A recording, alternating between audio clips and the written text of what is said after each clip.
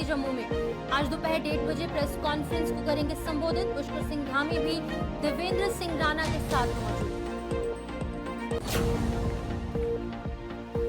दिव्यांगों और बुजुर्गों ने मताधिकार का किया इस्तेमाल। भदरवा विधानसभा में होम वोटिंग की प्रक्रिया जारी। बुजुर्गों और दिव्यांगों में मतदान को लेकर उत्साह। अगले 3 दिन चुनावी स्टाफ मीडिया कर्मी डालेंगे वोट।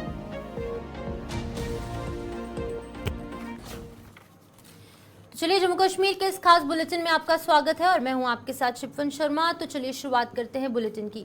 विधानसभा चुनाव के इस दौर में जम्मू कश्मीर में सियासी दिग्गजों का आना जो है वो शुरू हो चुका है और सभी राजनीतिक दलों ने बड़े नेता जो है वो अपने अपने उम्मीदवारों के प्रचार में कोई कसर नहीं छोड़ रहे। इसी कड़ी में आज राज्यसभा सदस्य और भारतीय जनता पार्टी के राष्ट्रीय प्रवक्ता डॉक्टर सुधांशु त्रिवेदी भी जम्मू पहुंच रहे हैं। डॉक्टर त्रिवेदी जो है वो आज दोपहर 1:30 बजे के करीब भाजपा के मीडिया सेंटर में प्रेस कॉन्फ्रेंस को संबोधित करेंगे। वहीं दूसरी तरफ उत्तराखंड के मुख्यमंत्री पुष्कर सिंह धामी भी नगरोटा विधानसभा से भाजपा के उम्मीदवार देवेंद्र सिंह राणा के नामांकन में शामिल हो रहे हैं। आपको बता दें कि लगातार जब से अनाउंसमेंट यहां पर असेंबली इलेक्शंस को लेकर हुई है तब से लगातार जो है वो सियासी सरगर्मियां तेज होती नजर आ रही हैं, लेकिन सबसे ज्यादा नजर जो है वो लोगों की भाजपा पर है। तो हमारे साथ अभिजीत जसरोटिया भाजपा प्रवक्ता ज्वाइन कर चुके हैं न्यूज रूम से। अभिजीत जी, बहुत बहुत स्वागत है आपका हमारे चैनल में और बहुत बहुत शुक्रिया तमाम समय देने के लिए। धन्यवाद। मैं आपसे जानना चाहूंगी, क्या कुछ स्ट्रैटेजी जम्मू कश्मीर में विधानसभा चुनाव को लेकर बीजेपी की रहने वाली है? क्योंकि अगर हम इनिशियली देखेंगे तो अंतरकलह की खबरें आई, लेकिन अब कहीं ना कहीं ग्राउंड लेवल पर बीजेपी मजबूत होती नजर आ रही है। देखिए, इस तरह से कि स्ट्रेटजी जो है वो विकास की ही स्ट्रेटजी है और सबसे बड़ी बात है हम अपने रिपोर्ट कार्ड के ऊपर लोगों से वोट मांगेंगे और हमारा रिपोर्ट कार्ड पिछले 5-6 साल का लोगों के बीच में है और इनका 50-60 साल का भी रिपोर्ट कार्ड है।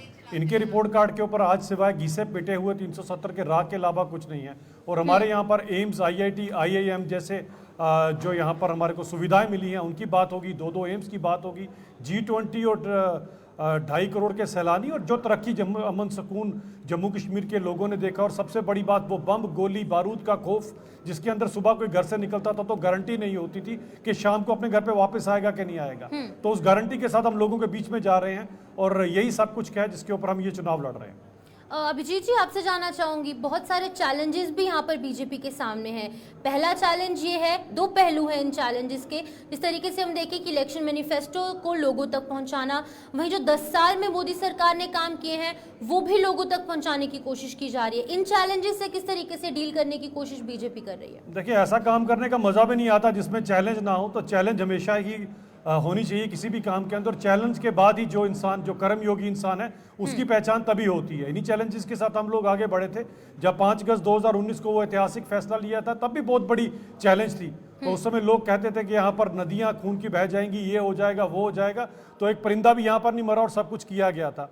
तो चैलेंजेस के साथ हमारा पुराना चोली दामन का साथ है और इसी के ऊपर हम लोग आगे बढ़ रहे हैं। लेकिन फाइनल हमारे लिए ये होता है कि सर्वप्रथम हमारा देश सबसे आगे उन्नति करना चाहिए, जिसको लेके हम लोग आगे बढ़ रहे हैं। और सबसे बड़ी बात ये है कि इसके अंदर जो आज लोगों ने जो राहत की सांस ली है और भारतीय जनता पार्टी के इस मैनिफेस्टो को देखते हुए, वो पॉलिटिकल पार्टी हैं जिन्होंने 50-60 साल कभी भी अपना मैनिफेस्टो भी बनाने की जहमत नहीं की और बनाया भी तो उसके ऊपर क्या था, आज उनको भी बदलाव लाना पड़ रहा है। आज उनको भी लोगों की तरक्की की बात करना पड़ रही है। आज उनको भी लोगों की मूलभूत सुविधाओं की बात करना पड़ रही है। तो बाकी जो सो कॉल्ड एक अलायंस हमारे सामने है उसकी मैं जरूर बात करूंगा। एक ऐसा गठबंधन बना हुआ है जो लोगों को फिर से बरगलाने की ओर जा रहा है और ये गठबंधन आज का नहीं है, ये गठबंधन पुराने समय का है। अगर आपको याद होगा, नेहरू जी और शेख साहब का था, उसके बाद इंदिरा जी और शेख साहब का गठबंधन, उसके बाद राजीव गांधी और फारूक साहब का गठबंधन और अब राहुल गांधी और उमर साहब का गठबंधन। लेकिन इस गठबंधन के चलते लोगों को क्या मिला और ये गठबंधन करने के बाद लोगों को बोलते हैं मजबूरी में हम लोगों ने गठबंधन बनाया है। इनकी मजबूरियों को देखते देखते लोग आज मजबूर हो गए, लेकिन इनकी मजबूरियां खत्म नहीं हुई। इन मजबूरियों के चलते चलते ने लोगों के साथ जो उत्पीड़ना की, केवल और केवल अपनी सत्ता पाने के लिए, केवल और केवल अपनी पॉलिटिकल पार्टियों को यहां पर कायम करने के लिए। और आज सबसे बड़ा सवाल वो कांग्रेस से बनता है और गुलिस्ता के इस चैनल के थ्रू मैं पूछना चाहता हूं, ये राहुल गांधी की कौन सी मोहब्बत की दुकान है जिसके नीचे 1.5 लाख लोगों का कब्रिस्तान है और राहुल गांधी जी और उमर अब्दुल्ला इस कब्रिस्तान को और आगे बढ़ाना चाहते हैं, जो हम जम्मू कश्मीर के लोग और भारतीय जनता पार्टी नहीं होने देगी। अभिजीत जी, जिस तरीके से आपने नेशनल कॉन्फ्रेंस और कांग्रेस के अलायंस को लेकर बात की, अब इनके बीच में भी कहीं ना कहीं पहले सीट शेयरिंग फॉर्मूला को लेकर अंतर्कलह की खबरें निकलकर सामने आई, इंटरनल डिस्प्यूट देखने को मिला। और अभी बात करेंगे जो यहाँ पर फॉर्मर पीसीसी के जो अध्यक्ष हैं उनके अगेंस्ट भी यहाँ पर एनसी ने अपना जो है वो उम्मीदवार खड़ा कर दिया है, और अन्य सीटों पर कांग्रेस के बड़े नेता जो हैं वो दूसरे सीटों पर इंडिपेंडेंट कैंडिडेट्स के तौर पर खड़े हो रहे हैं। क्या कुछ लगता है कि ये अलायंस सिर्फ एक लोगों को दिखाने के लिए है, बीजेपी को कहीं ना कहीं कमजोर करने की कोशिश ये अलायंस कर रही है? शिवम जी देखिए, एक चीज को समझिए कि इन अलायंस को मैंने पहले ही कहा, ये मजबूरी का अलायंस खुद ही बताते हैं एक दूसरे के साथ, लेकिन आज एक दूसरे का इन्होंने कच्चे चिट्ठे जो खोले हैं, और वकारू साहब की जिनकी आप बात कर रहे हैं, उन्होंने तो खुद कहा कि हमने कभी 1 रुपया यहाँ पर कांग्रेस ने नहीं लगाया। तो वो कांग्रेस कहाँ पर रुपया लगाती थी? खैर, कांग्रेस के तो इतिहास में राजीव गांधी जी ने भी कहा था हम 10 रुपए भेजते थे तो नीचे 2 ही रुपये पहुंचते थे या 1 रुपया पहुंचता था। 9 का हिसाब किताब कांग्रेस ने कभी नहीं दिया। उस पर आज प्रमाण जो है, प्रत्यक्ष को प्रमाण क्या और पढ़े लिखे को ज्ञान क्या, इसके अंदर सामने सामने आज वकार रसूल साहब ने जो बात की है, वो बात इसीलिए की है उन्होंने कि आज तक कभी उमर अब्दुल्ला या नेशनल कॉन्फ्रेंस ने कभी 1 रुपया भी कहीं पर डेवलपमेंट के लिए नहीं लगाया है। हाँ, दूसरी बात है कि उमर साहब भी रिएक्ट करते हैं उनके आगे, उनको बोलते हैं, और उमर साहब की मजबूरी समझिए कि उमर साहब ने जिन्होंने अपना टॉप उतारा था थोड़े दिन पहले, उनको भी विश्वास नहीं है। तभी गांधरबल में उनको विश्वास नहीं हुआ कि टॉप उतारने के बाद भी लोग वोट नहीं डालेंगे, तो उन्होंने आगा रउला साहब का हाथ पकड़ा और पहुंच गए बड़गाम। अभी भी उनको भरोसा नहीं है वो कहीं से जीतेंगे कि नहीं जीतेंगे, क्योंकि आपने अगर लोगों के लिए काम किया होता तो आपको टॉप उतारने की जरूरत कभी ना पड़ती उमर साहब। लेकिन आज एक चीज समझिए, जिस तरह से आपके ऊपर कटाक्ष आपकी कांग्रेस कर रही है, अगर थोड़ी भी नैतिकता हो तो आपको ये अलायंस छोड़ देना चाहिए। लेकिन मैं समझ सकता हूं सत्ता के लोभ के अंदर आप ये ऐसा काम कभी नहीं करेंगे, क्योंकि नैतिक तौर पर भी आपका ये गठबंधन जो किसी को कबूल नहीं है, आपको खुद नहीं है तो लोगों को कहां से कबूल होगा। और दूसरी सबसे बड़ी अपील मैं वोटर को करना चाहता हूं, उमर साहब ने खुद कहा था कि अगर हम इत्तेहाद में आ भी गए, अगर हम आगे कहीं हमारे को गलती से किसी ने वोट डाल भी दिया तो हम काम कोई नहीं कर पाएंगे, एक एसपीओ भी ट्रांसफर नहीं कर पाएंगे। तो उमर साहब मुझे ये बताओ, जब आपके पास ताकत नहीं होगी, जब आप कोई काम नहीं करेंगे, वैसे भारतीय जनता पार्टी की सरकार बनने वाली है, तो क्यों लोगों का वोट जाया कर रहे हो? मैं लोगों को भी कहूंगा कम से कम उमर साहब की बात सुन लीजिए, इनको वोट मत दीजिए, क्योंकि किसी भी तरह से भी ये पावर में आने वाला नहीं, आपका वोट जाया होगा। पहले 50-60 साल आपको वोट डालने नहीं दिया, आप जब आप वोट डाल रहे हो उसके बाद आपका वोट जाया करेगी नेशनल कॉन्फ्रेंस और कांग्रेस और पीडीपी तीनों मिलकर। अभिजीत जी, जिस तरीके से इंजीनियर राशिद भी अब जेल से बाहर आ चुके हैं, 2 अक्टूबर तक की रिहायत उन्हें मिली है, और इस बीच जिस तरीके की बयानबाजी वो कर रहे हैं, उन्होंने साफ तौर से कहा है कि पिछले 10 सालों में जो जम्मू कश्मीर में स्कीम्स इंप्लीमेंट की गई हैं या जो भी पॉलिसीज मोदी गवर्नमेंट ने यहाँ पर लाई है, उनके अगेंस्ट वो खड़े होंगे। कश्मीरी जो लोग हैं वो उनके साथ खड़े हैं, और कश्मीर के लोग हमने भी देखा है कि काफ़ी ज़्यादा फेवर अवामी इत्तेहाद पार्टी को करते नजर आ रहे हैं। तो किस तरीके से कश्मीर में काम करने की कोशिश बीजेपी कर रही है, और बीजेपी इन चीजों से किस तरीके से निपटने का काम? देखिए, मैंने पहले ही कहा प्रत्यक्ष को प्रमाण किया, हमने जो कुछ किया है उसके ऊपर जरा बता दो, क्यों लोग खड़े नहीं होंगे? 2.5 करोड़ के सैलानी कौन लेकर आए यहाँ पर?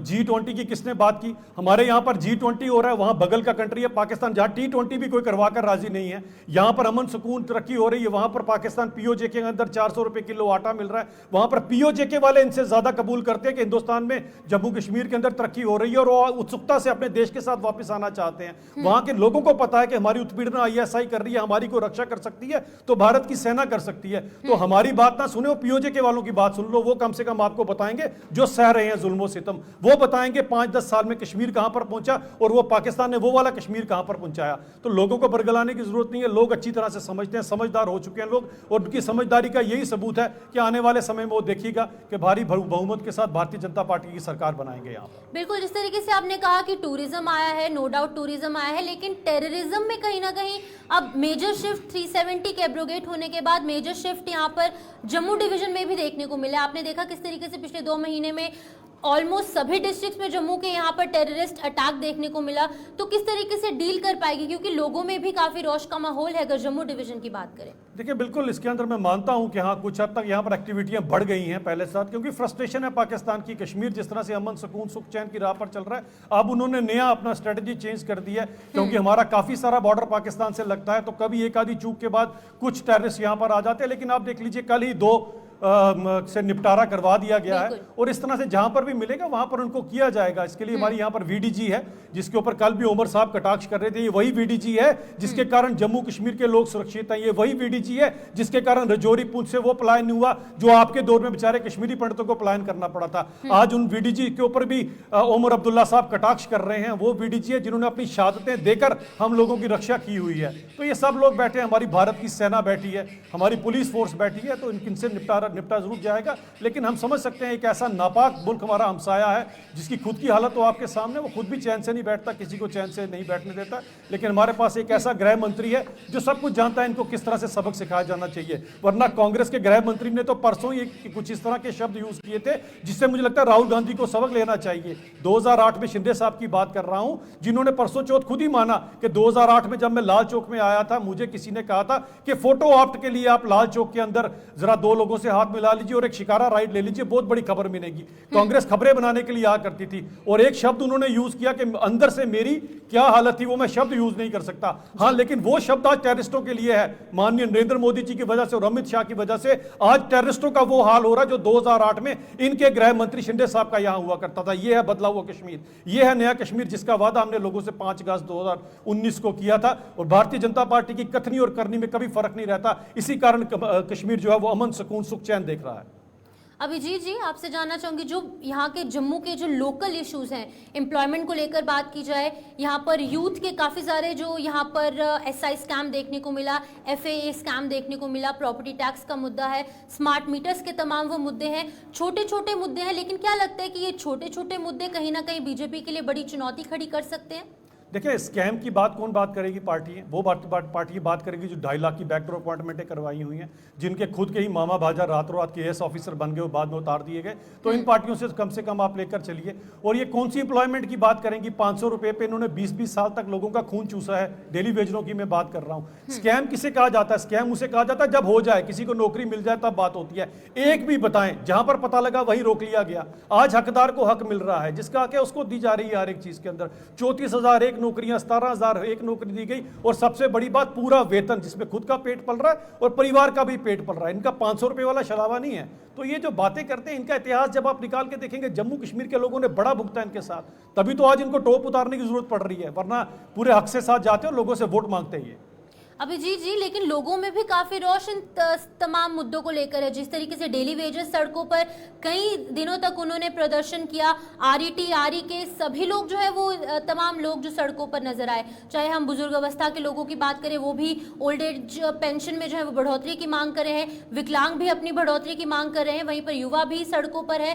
क्या लगता है कि लोगों में कहीं ना कहीं बीजेपी का अगेंस्ट रोष देखने को मिल रहा है, और आप लोग किस तरीके से डील करेंगे इन सभी चीजों को? देखिए, उम्मीद उसी से लगाई जाती है जो काम कर दिखाएगा। 50-60 सालों से जिन्होंने कुछ नहीं किया, इनका खून चूसा है, उनसे लोग उम्मीद क्यों लगाएंगे? डेली वेजरों की जहां तक बात है, सरकार बनते ही सबसे पहला काम यह किया जाएगा। और बाकी भी चीजों के अंदर देखें, हमारे अगर आप मैनिफेस्टो को अच्छी तरह से स्टडी किया होगा, एक प्रैक्टिकल मैनिफेस्टो है जिसके अंदर घर के सबसे बड़ी महिला को मदद दी जाएगी पूरे साल के अंदर, जिसके अंदर प्रेमनाथ डोगरा जी की नाम से रोजगार योजना शुरू की जाएगी। और हम जब बात करते हैं, हम कर दिखाते हैं। इसी तरह से पेंशनों की जो बात की गई, ये सब कुछ लोगों को डिलीवर किया भी गया है और इससे भी बेहतर किया जाएगा जैसे ही हमारी सरकार बनेगी। अभिजीत जी, आखिरी सवाल आपसे जानना चाहूंगी, बड़े बड़े चेहरे जम्मू कश्मीर आ रहे हैं। अब अगर हम परसों की बात करेंगे, 14 तारीख को डोडा में प्रधानमंत्री नरेंद्र मोदी आ रहे हैं, अमित शाह आए, राजनाथ सिंह आए, तमाम बड़े चेहरे, पुष्कर सिंह धामी भी आ रहे हैं। इन सभी चीजों को किस तरीके से देखते हैं आप? क्या कहीं ना कहीं कॉन्फिडेंस की कमी बीजेपी में देखने को मिल रही है? क्योंकि 10 सालों में जो काम बीजेपी ने जम्मू कश्मीर में किए हैं वो अपने आप में बड़ी बात है, लेकिन फिर भी बड़े चेहरों को जम्मू कश्मीर में आने की यहाँ पर जरूरत क्यों पड़ रही है? भारतीय जनता पार्टी एक परिवार है। उस परिवार के सभी सदस्यों का पूरी तरह से एक हक भी बनता है और उनका फर्ज भी बनता है कि वो यहाँ पर आके अपनी टीम के लिए काम करें। जब कहीं पर चुनाव होते हैं, हिमाचल में चुनाव हुए तो मैं खुद वहां पर गया था। तो इस तरह से हम लोग एक दूसरे के लिए चुनावों के लिए आते हैं। पूरा परिवार है यहाँ पर पूरे के पूरे परिवार हैं जो भारतीय जनता पार्टी के साथ जुड़े हुए हैं। यहाँ पर एक परिवार पूरी पार्टी को नहीं चलाता, जिस तरह से अब्दुल्ला परिवार, मुफ्ती परिवार या गांधी परिवार है। यही फर्क है हमारे में और खानदानी राज वाली पार्टियों में। इसीलिए सभी के सभी लोग जो अपना फर्ज समझकर हम सब लोगों का साथ देने के लिए यहाँ पर आ रहे हैं। ठीक है अभिजीत जी, बहुत बहुत शुक्रिया आपका तमाम जानकारी देने के लिए। यहाँ पर अभिजीत जसरोटिया जो कि प्रवक्ता है भारतीय जनता पार्टी के, तमाम उन चीजों पर बात करते नजर आए जिस तरीके से जम्मू कश्मीर में बीजेपी ने जो काम किया है, ग्राउंड लेवल पर जो काम किया है, कहीं ना कहीं कुछ मुद्दों को लेकर नाराजगी जरूर है। लेकिन अगर हम पिछले 10 सालों से देखेंगे तो मोदी सरकार ने जम्मू कश्मीर में कुछ इस तरीके के ऐतिहासिक बड़े फैसले किए हैं जिसकी वजह से जम्मू कश्मीर जो है वो अब डेवलपमेंट की राह पर आगे चलता नजर आ रहा है। इसी बीच अगली खबर की ओर बढ़ेंगे। विधानसभा चुनाव के 18 सितंबर को होने वाले पहले चरण यानी कि फर्स्ट फेज के ठीक पहले होम वोटिंग की प्रक्रिया शुरू हो चुकी है। डोडा की भदरवा विधानसभा क्षेत्र से 85 साल से और इससे अधिक उम्र के बुजुर्गों और दिव्यांगों ने आज अपने अपने मताधिकार का इस्तेमाल किया। पोलिंग स्टाफ ने ऐसे लोगों के घर घर जाकर ये प्रक्रिया पूरी की है और खास बात यहाँ पर ये रही कि बुजुर्गों और दिव्यांगों में बेहद उत्साह देखा गया और डोडा में 13, 14 और साथ ही साथ 15 सितंबर को चुनावी स्टाफ और मीडिया कर्मियों से वोटिंग करवाई जाएगी ताकि वो इस लोकतांत्रिक प्रक्रिया का एक हिस्सा बन सके। तो जिस तरीके से हमने लोकसभा चुनाव में भी देखा कि यहाँ पर बैलेट सिस्टम के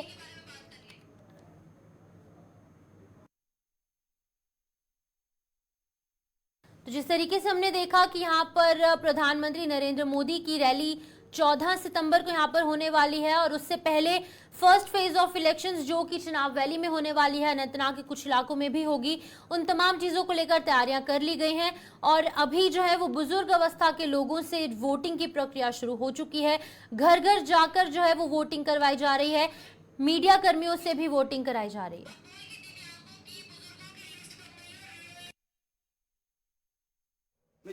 इन्होंने यहाँ जिस तरीके से अगर हम डोडा की बात करेंगे या फिर अन्य इलाकों की बात करें तो वहां पर बुजुर्गों की लिस्ट बन चुकी है, दिव्यांग जो फिजिकली चैलेंज लोग हैं उनकी लिस्ट बन चुकी है और इन सभी लोगों से जो है वो उनके घर पर जाकर मतदान करवाया जाएगा ताकि कुछ भी असुविधा इन लोगों को ना हो। क्योंकि हम देख सकते हैं कि किस तरीके से बुजुर्ग अवस्था के लोग जो है वो पोलिंग स्टेशन तक नहीं पहुंचना चाहते और वोट परसेंटेज में बढ़ोतरी के लिए ये तमाम जो चैलेंजेस जो प्रशासन के सामने थे, अब उन चैलेंजेस को डील करने के लिए ये जो बड़ा फैसला है वो प्रशासन द्वारा और इलेक्शन कमीशन द्वारा जम्मू कश्मीर में लिया गया है। तो हमारे साथ विकास मनहास ज्वाइन कर चुके हैं इन तमाम चीजों पर जानकारी देने के लिए। विकास, आपसे जानना चाहूंगी कितनी बड़ी उपलब्धि है, किस तरीके से काम किया जा रहा है, 85 वर्ष के जो अधिक लोग हैं उनसे भी वोटिंग घर घर जाकर करवाई जा रही है। जम्मू कश्मीर में इलेक्शन कमीशन ऑफ इंडिया की तरफ से पहले ही ऑर्डर जारी किया गया था कि इस तरह से ये चीजें हर डिस्ट्रिक्ट में होंगी और एडमिनिस्ट्रेशन डोडा जो है इसमें पहले से जुटा हुआ था जिसमें तमाम लोगों की जो है लिस्ट बनाई गई थी, चाहे डिसेबिलिटी वाले लोग हों या फिर 85 साल से ज्यादा उम्र वाले लोग हों, यानी उनके घर में जाकर उनसे वोट लिया जाएगा। अब जो है इसकी पहल जो है डिस्ट्रिक्ट एडमिनिस्ट्रेशन डोडा ने जो है कर दी है और काफी सारे लोग जो है यहाँ के एडमिनिस्ट्रेशन का थैंक्स भी कर रहे हैं क्योंकि पूरी टीम को वहां पर भेजा जा रहा है और प्रॉपर तरीके से इन लोगों के लिए फैसिलिटी बताई जा रही है और साफ तौर पर समझाया भी जा रहा है। और कई लोग जो है इसमें ऐसे भी हैं जो यहाँ के एडमिनिस्ट्रेशन का थैंक्स इसलिए कह रहे हैं कि वोट का कितना बड़ा महत्व है और कितना जरूरी है ताकि जो नए युवा है वो भी जो है बढ़ चढ़कर 18 तारीख को अपना वोट देने बाहर निकले और अपने अपने पोलिंग बूथ पे जाएं। विकास, जिस तरीके से हमने लोकसभा चुनाव में देखा था तो कुछ हद तक कहीं ना कहीं जो है वो वोटिंग परसेंटेज में गिरावट देखने को मिली थी कुछ इलाकों में, तो क्या लगता है कि ये जो स्टेप्स उठाए जा रहे हैं इनसे वोट परसेंटेज जो है वो बढ़ती नजर आ सकती है? किस तरीके से प्रशासन काम कर रहा है इन सभी पहलुओं पर? देखिए, एडमिनिस्ट्रेशन डोडा जो है लगातार इस तरह का प्रयास कर रहा है कि वोटिंग परसेंटेज जो है डोडा से 90% के आसपास रहे और ये आंकड़ा जम्मू कश्मीर में सबसे ज्यादा हो, क्योंकि पहले जो इलेक्शन हुआ था उसमें कई लोग जो है रह चुके थे, चाहे फिर ड्राइवर लोग हुआ करते थे जिनकी ड्यूटी पोलिंग बूथ पर लगाई गई थी। अब जो है यहाँ की एडमिनिस्ट्रेशन ने उन तमाम लोगों का फॉर्म भरा है, चाहे फिर मीडिया में जो काम करने वाले लोग हैं उनका फॉर्म भरा गया है और इनके लिए डेट भी निकाली गई है, यानी 13, 14 और 15 तारीख को ये जो है वहां पर जाकर अपना वोट कास्ट कर सकते हैं, क्योंकि ताकि कोई इंसान ये इसमें रह ना जाए और अपना वोट कास्ट करे, चाहे फिर किसी भी पार्टी को करे लेकिन वोट का हिस्सा बने।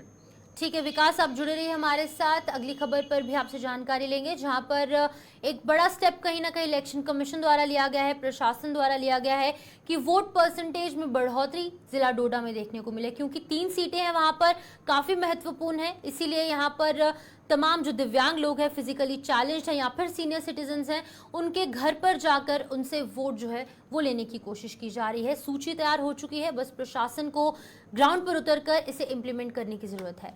अब अगली खबर की ओर बढ़ेंगे, जहां पर प्रधानमंत्री नरेंद्र मोदी ने शनिवार को 14 सितंबर को डोडा दौरे के मद्देनजर सुरक्षा व्यवस्था में इजाफा कर दिया है। जिला मजिस्ट्रेट द्वारा डोडा के नो फ्लाइंग जोन घोषित यहां पर कर दिया गया है और इसी बीच जिला मजिस्ट्रेट द्वारा जारी किए गए आदेश यानी कि कल 13 सितंबर से सुबह 10 बजे तक लागू कर दिया जाएगा, जो कि 15 सितंबर सुबह 10 बजे तक जारी रहेगा। आदेश के अनुसार इस अवधि में डोडा में ड्रोन और गुब्बारे आदि उड़ाने पर प्रतिबंध रहेगा और अगर कोई भी इसका उल्लंघन करता है तो उसके खिलाफ सख्त कानूनी कार्रवाई देखने को मिलेगी। विकास हमारे साथ एक बार फिर से ज्वाइन कर चुके हैं। विकास, आपसे जानना चाहूंगी क्या कुछ है इस एडवाइजरी में जो आम लोगों तक जो इन्फॉर्मेशन पहुंचनी चाहिए वो तमाम बातें साझा कीजिएगा। प्रधानमंत्री नरेंद्र मोदी का दौरा जो है डोडा डिस्ट्रिक्ट में है और ये काफी लंबे समय के बाद होने जा रहा है और ऐसे में यहाँ की एडमिनिस्ट्रेशन ने जो है इस तरह का ऑर्डर जारी किया है, यानी डीसी डोडा हरविंदर सिंह ने, कि कोई भी यानी 12 तारीख के बाद यानी 13 तारीख से ये ऑर्डर जो है लागू हो जाएगा और 15 तारीख के बीच में कोई भी इस तरह से अपना कोई घर के ऊपर से बैलून या किट वगैरह कोई भी इस तरह का कोई नहीं उड़ाएगा और कोई भी ड्रोन का इस तरह की कोई भी डिवाइस जो है हवा में नहीं उड़ाई जाएगी, ताकि किसी तरह की कोई मूवमेंट ना देखने को मिले। और ऐसे में वीआईपी यानी यहाँ पर बताया गया कि वीआईपी विजिट है, तो इस तरह से यहाँ का ऑर्डर भी जारी किया है। तो ऐसे में कोई इसकी उल्लंघना करता है तो उसके ऊपर बड़ी कार्रवाई भी होगी और लगातार यहाँ पर चौपर से निगरानी रखी जा रही है और ड्रोन के जरिए भी जो है पूरे डिस्ट्रिक्ट को जो है अलग अलग लोकेशन में देखा भी जा रहा है। और विकास, हमने देखा पिछले कुछ महीनों में काफी डिस्टर्ब सिचुएशन डोडा में देखने को मिली, तो इन तमाम चीजों से किस तरीके से security forces, security agencies handle कर रही है, क्योंकि प्रधानमंत्री नरेंद्र मोदी का दौरा अपने आप में एक बड़ी चीज है।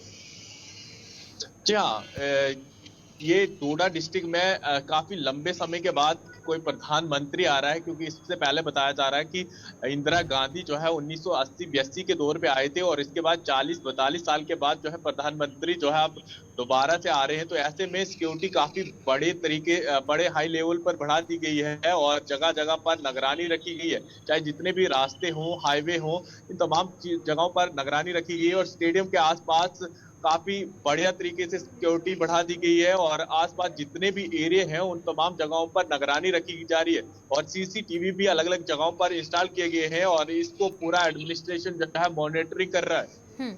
विकास, सिर्फ डोडा ही नहीं, अगर हम पूरे किश्तवाड़ की बात करेंगे, रामबन की बात करेंगे, चिनाब वैली की अगर हम ओवरऑल बात करें कि कितना उत्साह लोगों में देखने को मिल रहा है, क्योंकि आज से 10 साल पहले प्रधानमंत्री नरेंद्र मोदी जो है वो यहाँ पर पीएम बनने से पहले जो है वो किश्तवाड़ पहुंचे थे। अब पीएम बनने के बाद 10 साल कार्यकाल बीत जाने के बाद और अब तीसरी बार कार्यभार संभालने के बाद पहली बार डोडा डिस्ट्रिक्ट में पहुंच रहे हैं।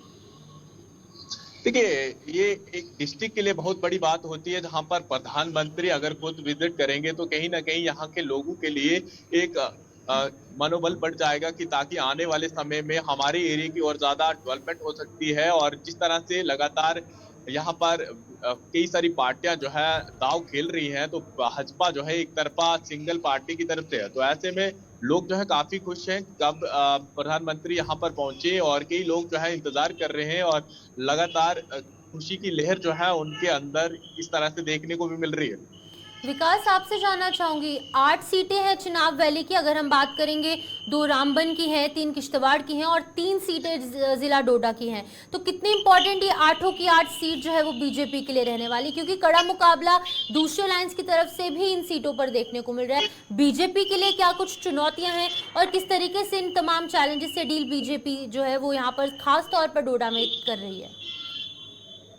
देखिए बहुत बड़ा चैलेंज रहने वाला है भाजपा के लिए यहाँ से, क्योंकि एक तरफ से अलायंस के कैंडिडेट हैं और दूसरी तरफ अलग अलग पार्टियों के वो तमाम इनके ऊपर टारगेट कर रहे हैं, और कई लोग जो है 370 वापस लाने की बात कर रहे हैं या फिर अलग अलग स्टेटहुड के। ऐसे में मिसगाइड लोगों को किया जा रहा है, तो ऐसे में कई लोग जो है इसके बेखावे में भी आ जाते हैं। तो कहीं ना कहीं अब देखना होगा कि लोग किस तरफ उतरते हैं और किस चीज पे विश्वास करते हैं, और प्रधानमंत्री का ये दौरा किस ओर लेके जाता है यहाँ की 8 सीटों को, क्योंकि डोडा में उनकी रैली होने जा रही है, किश्तवाड़, रामबन, तमाम लोग जो है यहाँ पर पहुंचेंगे और क्या बात रखेंगे ये आने वाला समय बताएगा। विकास, आखिरी सवाल आपसे, जिस तरीके से इंडिपेंडेंट कैंडिडेट्स के हवाले से बात करें तो इंडिपेंडेंट कैंडिडेट्स की संख्या इस बार काफी ज्यादा है, क्योंकि 10 साल के बाद ये इलेक्शंस हो रही हैं और काफी अंतरकलह की खबरें भी निकलकर सामने आ रही है। अलायंस की बात करें या फिर बीजेपी की बात करें, तो ये जो इंडिपेंडेंट कैंडिडेट्स हैं ये कितना बड़ा रोल एक प्ले कर सकते हैं सियासत में?